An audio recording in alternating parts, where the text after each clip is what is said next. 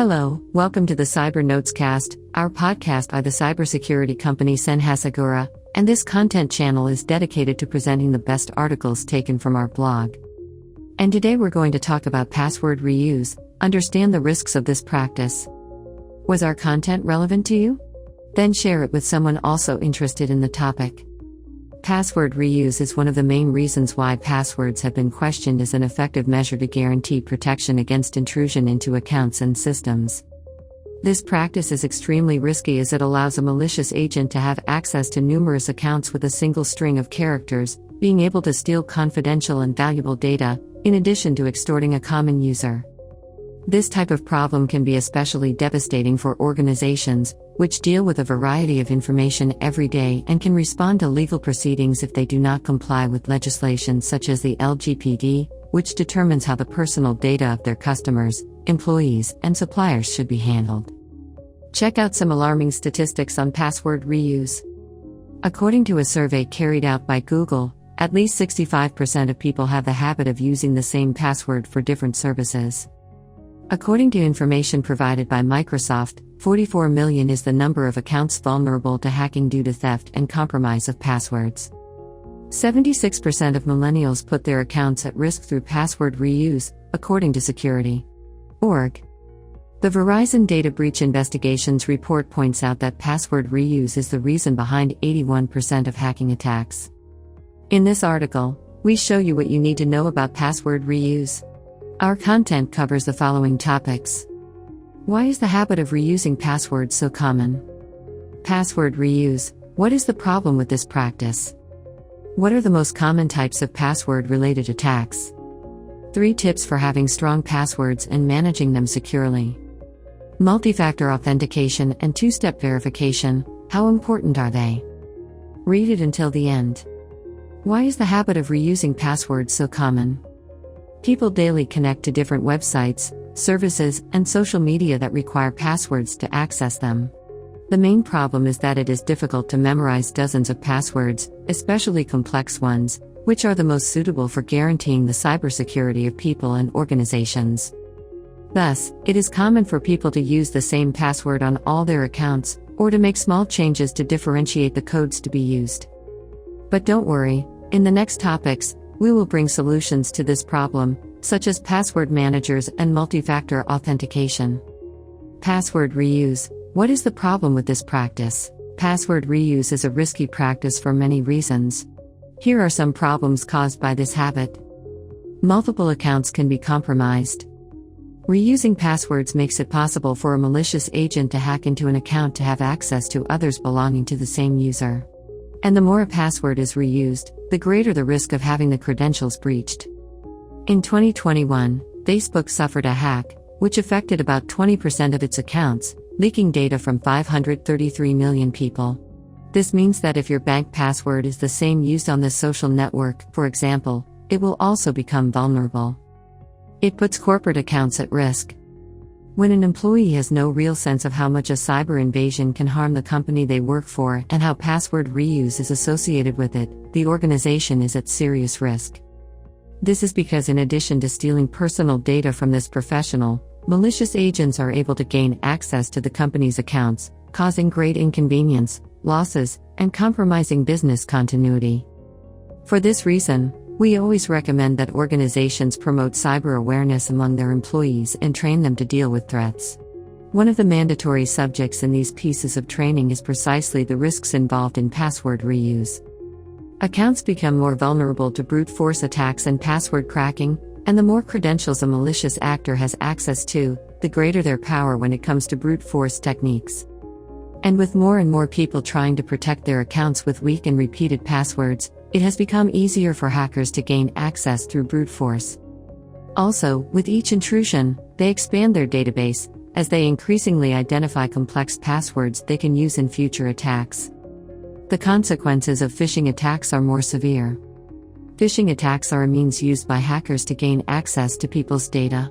Generally, it works like this: attackers send an alert pretending to be a trusted institution, and asking for important information, such as credit card details, full name, date of birth, and passwords.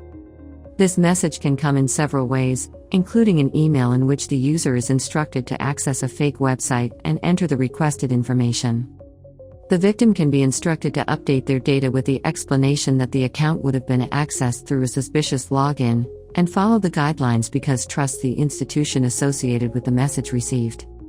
Therefore, it is possible to say that password reuse can aggravate the consequences of phishing attacks, since the user will have more accounts exposed. What are the most common types of password-related attacks? Cybercriminals can carry out different types of attacks, taking advantage of the vulnerability generated by password reuse. Here are the most common ones. Credential stuffing. Cybercriminals use an extensive list of usernames and passwords to carry out this type of attack, testing combinations until they manage to break into a system. These lists can be purchased on the dark web, but they do not always contain the data of the institution targeted by hackers. Dictionary attacks. A dictionary attack works similarly to credential stuffing, except attackers use common emails and popular passwords like 123,456 until they find a combination that works. Password spraying. In this case, common logins and passwords are also tested. However, the same password can be tested for multiple email addresses, making it possible for websites not to recognize any suspicious actions. 3 tips for having strong passwords and managing them securely.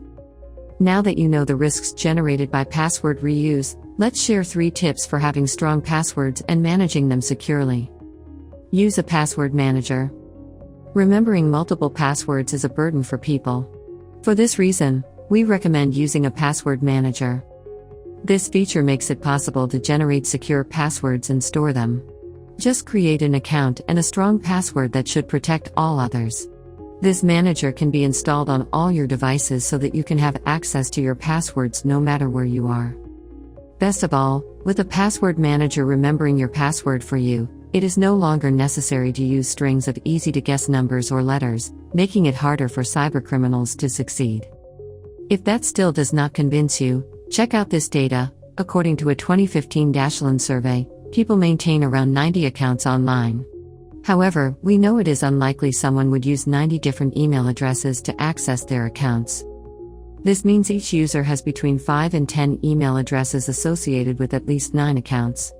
Imagine the consequences of reusing passwords with these numbers. Use suggested passwords. Many services such as LinkedIn and Google require you to use strong passwords to access your accounts. They determine the number of characters to use and require special characters. Some suggest passwords to the user, as is the case with WordPress. Use these services to your advantage and follow the instructions on those platforms. Create unique passwords. If you do not use a password manager, this tip is important to protect your accounts. Create unique passwords for each service instead of reusing passwords. But make sure that the access you choose is in fact unique and not a variant of another password. Some extra guidelines when creating a strong and secure password are: prefer long sentences over 1 or 2 short words, add numbers and special characters, do not make use of widely known terms, phrases that you say frequently should not be used either, do not use your data that may have been mentioned in CVs, social media profiles, or surveys, never share your passwords, do not write down your passwords on papers that may be visible to others. Multi-factor authentication and 2-step verification, how important are they? In addition to password reuse, easy-to-remember passwords also impact cybersecurity. To combat the vulnerability generated by the combination of these 2 situations, we recommend using one of these 2 features: 2-factor authentication, 2FA, also known as 2-step verification, or multi-factor authentication, MFA. Both require the user to go through more than one step to complete their authentication and be granted access to a certain system.